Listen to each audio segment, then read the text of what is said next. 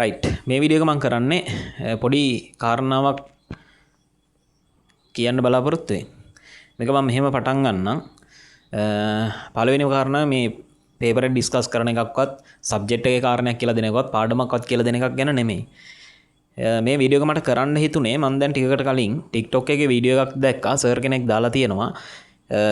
PO paper එක අරගෙන, ඒ කියන්නේ 2026 ආපු PO පේපර් එක අරගෙන එයා කියාගෙන යනවා මේක ගත්ත ගමන් 11 වෙනි ප්‍රශ්නේ 12 වෙනි ප්‍රශ්නේ 13 14 15 තෝරා ගැනීමකින් තොරව මේ ඔක්කොම ටික ලියාගෙන යන්න පුළුවන් මේක මාර සිප්පි කැලි පේපරයක් අරකයි මේකයි කියලා.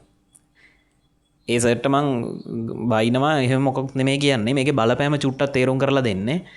මේක බලපාන්න පුළුවන් සාධක දෙකක් තියෙනවා. කාරණා දෙකක් තියෙනවා. හොඳට අහගන්න මම මේ කියන කතාව.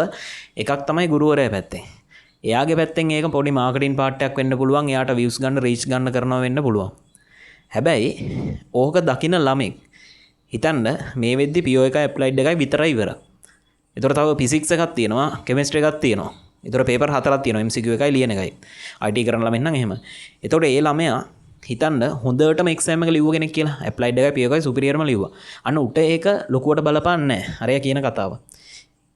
හැබැයි ඕක එච්චර හොඳට ලියාගන්න බැරි වුණා. යම් තාක් දුරකට ලියාගත්තා BA එකට C එකට වගේ ලියාගත්තා. නමුත් අර එයා හිතපු තරම් ලියාගන්න බැරි වෙච්ච කෙනෙක් නම් අර වගේ කතාවක් කොහෙන් හරි ඇහුනොත්, ඒ කියන්නේ සබ්ජෙක්ට් උගන්වන ගුරුවරයෙක් විදිහට අර වගේ කතාවක් ඇහුනොත් ඒ ළමයින්ට මොකද්ද වෙන්නේ? තමන් ගැනම අවතක්සේරුවක් ඇති වෙනව නේද? එතකොට තමන්ට ඒක කරගන්න බැරි වුණා. අනිත් කට්ටිය කරා මේක මෙච්චර ලේසි පේපර් එකක් මට කරගන්න බැරි වුණා වගේ අදහස් එන්න පුළුවන්. ඒතර ඒ වගේ ඒවා තමන්ගේ වාසියට ඒ වගේ වෙලාවකදී ඒවා කියන එක වැඩි අනුමත කරන්න පුළුවන් දේවල් නෙමෙයි. පළවෙනි කාරණා. එතකොට දැන් අපිට උනත් මගේ ළඟත් පේපරේ තියෙනවා 2026 පේපරේ මගේ ළඟත් තියෙනවා.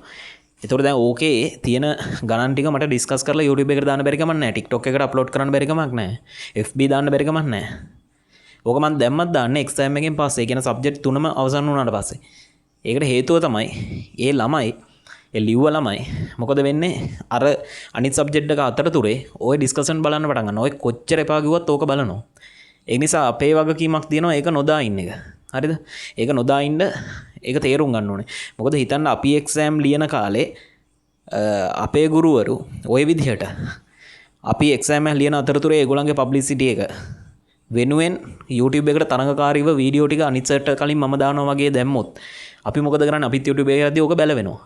එතකොට අපි සමහර විට එක්සෑම් එක හරියට කරා කියලා හිතන් ඉන්න එකක් අපිට හරියට ඇවිල්ලා නැති වෙන්න පුළුවන්. අර ඩිස්කෂන් එක බලද්දී අපිට තේරෙනවා මේක වැරදිනේ කියලා. අපි මොකද වෙන්නේ? අපි හිතාගෙන ආවා ඒක හොඳට ලියලා තියෙනවා. ඒ ගැම්මෙන්ම ෆිසික්ස් එකත් කෙමිස්ට්‍රි එකත් ලියනවා කියලා. නමුත් අර වීඩියෝ එක දැක්කට පස්සේ මොකද වෙන්නේ? ඒ කොන්ෆිඩන්ස් එක අඩු වෙනවා. ඊට පස්සේ මොකද වෙන්නේ? ෆිසික්ස් එකට වැඩ කරන ප්‍රමාණය අඩු වෙනවා, කෙමිස්ට්‍රි එකට අඩු වෙනවා. ඕකෙන් වෙන්නේ හොඳක් නෙමෙයි. ඕකෙන් වෙන්නේ අනිත් පැත්තට නරකක්. අර ළමයා කම්බයින් එකට වෙන්න තියෙන දේ වෙලා ඉවරයි මේ වෙද්දි. එයා ලියලා නම් හොඳට හරි. එයාට පුළුවන් විදිහට ලියලානේ තියෙන්නේ. ඒක ප්‍රශ්නයක් නැහැ. ඒ ලියලා තියෙන විදිහ ඒක පිළිගන්න වෙනවා. ඒක හරි ඉවරයි දැන්. දැන් වෙච්ච දේවල් වෙනස් කරන්න බෑ. ඉස්සරහට තියෙනක වෙනස් කරන්න ඕනේ. ඒක නිසා ඒක පැත්තකින් තියන්න අනිත් එකට පුළුවන් තරම් වැඩ කරන්න ඕනේ. ඒතර අර වගේ වීඩියෝස් දැක්කට පස්සේ අර වගේ ළමකට මොනවද හිතෙන්නේ? අපිම හිතලා බලන්න අපි එක්සෑම් එක ලියන වෙලාවේ අපේ ගුරුවරු ඒ වගේ වීඩියෝ එකක් දාලා තිබ්බනම් අපි දැක්කනම් අපි අවුල් යනවනේ. එතකොට මේක ළමයින්ගේ පැත්තෙන් ගත්තොත් හරි ඇත්තටම කිව්වොත් මේ බරපතල කාරණයක්. ඒගොල්ලෝ මේ අවුරුදු 2කමාරක් 3ක් සමහර විට තර්ඩ් චයිල්ඩ් ලියන කට්ටියම අවුරුදු 4ක් 5ක් වෙන්න පුළුවන්. ඒගොල්ලෝ මහන්සිලා මේ තරංකාරී විභාගයට මුහුණ දෙද්දි අර වගේ වීඩියෝ කැල්ලන් නිසා ඒගොල්ලන්ගේ ලකුණු ප්‍රමාණය අඩු වෙනවනම් පස්සේ රිසල්ට් එකේදී ඒකේ බලපෑමක් අතෙන්ට ඇති වෙලා තියෙනවනම් අර වගේ වීඩියෝ දාන කට්ටියගේ කතන්දර අන්තිමේට නෑ. ඒගොල්ලන්ගේ වීඩියෝ යට ගිහිල්ලා ඉවරයි. ඒක රීච්චලා ඒ කාලේට ඉවර වෙයි. හැබැයි ළමයාගේ ජීවිතේ සමහර විට ඉන්ජිනියරින් යන්න තිබ්බ එක වෙන මොකේකට හරි මොරටු යන්න තිබ්බ එක්කන රජ රටයයි. තේරුණාද මං කියන දේ? අර ગેප් ඇති වෙන්න පුළුවන්. නිසා මේ කතන්දර මොකුත් අදාළ කරගන්න එපා. මේ තමන් සබ්ජෙක්ට් එකක් ඉවරුණා නම් ඒක ගැන හොයන්න යන්න එපා. ඒවා ඩිස්කෂන් හොයන්න යන්න එපා. TikTok යන්න මොකුත් කරන්න එපා. ඊළඟ එකට ලෑස්ති වෙන්න. මොකද මේ වීඩියෝස් දාන කට්ටිය වෙනස් කරන්න බෑ. හැබැයි ඔයාට වෙනස් වෙන්න පුළුවන්. ඔයා එතකොට කරන්න ඕනේ මොකද්ද? ඔයා සබ්ජෙක්ට් එක ලියලාවා ඒ පේපර් පැත්තකින් තිබා ඒ වැරදි අඩුපාඩු හොයන්න යන්න එපා. ඒවා ඕන්නම් බලා ගන්න සබ්ජෙක්ට් තුනම ඉවරුනාට පස්සේ. මේ වෙලාවේ කරන්න ඕනේ ඊළඟ පේපරේ ලෑස්ති වෙන එක. ඒක ඉවරුනාට පස්සේ ඒක පැත්තකින් තියන්න. ඒකේ MCQ හරිද වැරදිද බලන්න යන්න එපා. ඊළඟ එකට ලෑස්ති වෙන්න. එහෙම මේක අකණ්ඩව කරගෙන ගිහිල්ලා ඉවරයක් කරන්න. ඊට පස්සේ බලන එකක් බලා ගන්න. හරි? ඒතොර ළමයින්ගේ පැත්තෙන් කියන්න තියෙන්නේ ඕගොල්ලෝ මේ දවස්වල TikTok යන්න එපා. ඔය තියෙන වීඩියෝස් බලන්න යන්න එපා. FB යන්න එපා. බැරි වෙලාවකත් ඒ වගේ එකක් දැක්කොත් එහෙම ස්කිප් කරලා දාන්න බලන්න නම් යන්න එපා. මොකද බැලුවොත් හොඳක් නෙමෙයි නරකක් වෙන්නේ. බහුතර ළමයි ප්‍රමාණයක් තමන් හිතනවට වඩා ලියාගන්න බැරි වෙච්ච කොටේනේ ඉන්නේ. පේපරේ ලේසිද නැද්ද කියන එක ඒක වෙනම කතාවක්. ඒක නිසා ඒවා ගැන දකලා ඒවා ගැන බලලා බොරි වෙන්න එපා. ඒවා හිතන්නවත් එපා. මොකද ඔය ඒක කියන සර් සහ අපිට කියන්න පුළුවන් මේක පිටින් බලලා මේක කරන්න පුළුවන් කියලා. ගාන පිටින් බලන වගේම ගාන හදාගෙන යද්දි තමයි තේරෙන්නේ මේකේ සුළු කිරීම කොහෙද තියෙන්නේ. මොන මට්ටමකද තියෙන්නේ. ඒවා ගාන හදන ළමයන්ට තමයි තේරෙන්නේ. මොකද එයා ලියන්නේ මේ නිදහස් මානසිකත්වයෙන් මෙතන නෙමෙයි. එක්සෑම් හෝල් එකේ කාලය අතරතුර සද්දයක් බද්දයක් නැතුව අනිත් ළමයි ලියනවා දකින්නවා. ඒ වගේ පීඩනයක් ඇතුළේ ලියන්න. එතකොට එයාට පිට ඉන්න අපිට කියන්න පුළුවන් මේක ලේසිද අමාරුද කියලා පිටින් බලලා තේරෙනවා. ඒ නිසා එතනදී ඉන්න ළමයයි පිටින් එක්සෑම් හෝල් එකෙන් එළියට ඇවිල්ලා බලන දෙකයි දෙකක්. පේපර් එකම තමයි උනාට ලියන්න තත්ත්වයන් දෙකක්. ඒ තත්ත්වයන් දෙක යටතේ ලියලා පර්ෆෝම් කරන විදිය තමයි වෙනස් වෙන්නේ. ඒතර අපි පිටින් බලලා අපිට කියන්න බෑ ඒක. ඒක නිසා මේ වගේ වීඩියෝස් කරන එක අනුමත කරන්නත් බෑ. ඒක එපා කියන්න බෑනේ. ඒතර ළමෙක් වශයෙන් ඔයා ඕවා බලන එක නවත්තන්න. ඔයා පුළුවන් තරම් මේ ටිකේ ફોකස් කරලා වැඩ ටික කරන්න. සබ්ජෙක්ට් එකට බර තියන්න. ඒ විදිහට වැඩ ටික කරගෙන යන්න. මොකද මේ ওই වීඩියෝස් නිසා අර ඕගොල්ලෝ මෙච්චර කල් මහන්සි වෙලා කරගෙන ආපු දේවල් අඩියක් හරි චුට්ටක් හරි දශමයක් හරි පල්ලට එනවට කැමති නෑ මම. මොකද ඔයා ඉස්සරහට ලකුණු වැඩි කරගෙන යද්දි අර වගේ වීඩියෝ එකක් ඉඳලා ආපස්සට එනවා නම් අපරාධයක්නේ. මොකද කාලයක් ගියට පස්සේ ওই වීඩියෝස් හොයාගන්නවත් නෑ. අන්තිමට මොකද වෙන්නේ? ඔයාට අර වගේ වීඩියෝ එකක් නිසා බලපෑමක් ඇතුණා. රයිට්. ඒ කතන්දරේ ඉවරයි. මේක කිව්වේ ඒක දැනුවත් කරන්න. මොකද මේ ඒ වගේවත් බලපාන්න පුළුවන් නිසා. ඒ නිසා හොඳම වැඩේ FB යන්න එපා, TikTok යන්න එපා, මොකුත් යන්න එපා.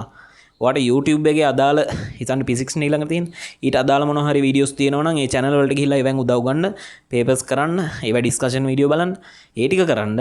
ඒ අරින්න ඔය එක එක කතන්දර කියන ඒවා බලන්න යන්න. එපා දැන් මේ වීඩියෝ එක වුණත් මම කියන්නේ බලන්න කියලා. දැන් හැබැයි මේක දකින්න කෙනෙක් ඇතිනේ. මේක දකිද්දි ඔයාගේ නංගි කෙනෙක් මල්ලි කෙනෙක් නැත්නම් අක්කා කෙනෙක් අයියා කෙනෙක් නැත්නම් ළමෙක් ඔයාගේ දුවෙක් පුතෙක් කවුරු හරි ඉන්නවනම් ඒගොල්ලන්ට වීඩියෝ එක පෙන්වනවට වඩා ඔයා මේකේ හරය තේරුම් අරගෙන මේකේ මොකද්ද කියන්නේ කියන එක තේරුම් අරගෙන හරියට පැහැදිලි කරලා දෙන්න. ඔය වීඩියෝ එක පෙන්වන්න යන්න ඕනේ නෑ මං කියන්නේ. ඔයා මම මේ කියන දේ තේරුම් ගන්න ඔයාගේ උපදෙසක් විදිහට හරියට ඒක කියන්න.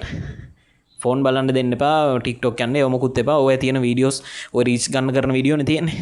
ඒතර ඔය වගේ වීඩියෝස් දැකලා අපරාධයක් නෙවෙන්නේ. හරි. ඕක තමයි මට කියා ගන්න ඕනේ. මේ මොකද පේපරේ තියෙනවා මගේ ළඟත්. ඔය ඩිස්කෂන් වීඩියෝ කරන්න පුළුවන්. පේපරේ අමාරුද ලේසි කියන එක මම කියන්නේ නැහැ. මොකද මම දකින රාමුව ඇතුළේදී නෙමෙයි ළමෙක් දකින්නේ. කලින් අවුරුද්දට වඩා ලේසිද අමාරුද කියන එක කියන්නේ නැහැ මම. සාපේක්ෂව ලියාගන්න පුළුවන් විදිහේ පේපරයක් තියෙන. ඒ උනට මම හොයලා බැලුවා වටෙන් පිටෙන් සමහර ළමයින්ට වෙලාමදි වෙලා තියෙනවා. සමහර අයට හිතුව තරම් ලියාගන්න බැරි වෙලා තියෙනවා. සමහර කට්ටිය සෙකන්ඩ් එකෙන් පටන් ගෙන ෆස්ට් එකේදී තුන්වෙනි හතරවෙනි ප්‍රශ්න වලින් එහාට ලියාගන්න වෙලාමදි වෙලා තියෙනවා. ඒක සමස්තයට බලපාපු කාරණයක්. ඒතර අපිට එළිය ඉඳලා කියන්න බෑ මේක සිප්පි ගැලේ පේපරයක් මේක ලේසියෙන් ලියාගන්න පුළුවන්. ඒ කතන්දර බයිලා වැඩක් නැහැ. ඒවා හිතන්න එපා ඔයගොල්ලෝ. එක්සෑම් ලියන ළමෙක් විදිහට ඔයා මුකුත් හිතන්න එපා. ඒගොල්ලන් කතා කියා ගන්න දෙන්න. ඔයා පාඩුවේ ගෙදරටලා වැඩ ටික කරගන්න. මොකද මේ වෙලාවේ කරන්න හොඳම වැඩේ තමයි ඊළඟ එක ලෑස්ති වෙලා ලියන එක. මොකද එහෙම කරන කට්ටියට තමයි අවසාන ප්‍රතිඵලයක් එන්නේ හොඳට. ඕවා පස්සේ පන්න ඕවා හිත ඉන්න කට්ටියට අන්තිමට වෙන්නේ තියෙන ලකුණකින් ආපස්සට එන එක. තේරුම් ගන්න. රයිට් ඕක තමයි මට කියා ගන්න උවමනාව තියුනේ. මේ ඕක ඔයගොල්ලන්ගේ දන්න රාමුව ඇතුළේ එක්සෑම් ලියන්න කෙනෙක් ඉන්නවනම් ඕක කියලා පොඩ්ඩක් පැහැදිලි කරලා දෙන්න මෙහෙම කරන්න කියලා. මොකද ලකුණු අඩු කරගන්න ඕනේ නැහැ නේ මෙච්චර මහන්සිලා.